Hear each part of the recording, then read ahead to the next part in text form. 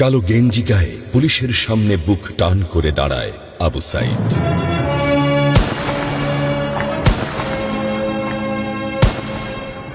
Police তাকে রক্ষা করার বদলে গুলি করে।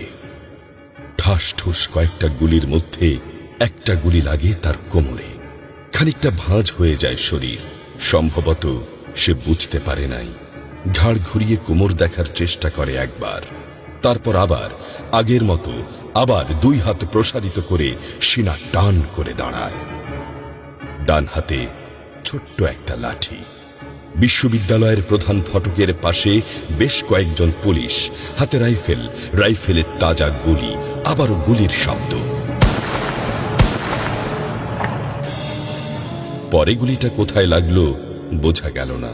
তবে আবু সাইদ টলছে। পড়বে পড়বে ভাব, কিন্তু সে সোজা হয়ে দাঁড়ানোর চেষ্টা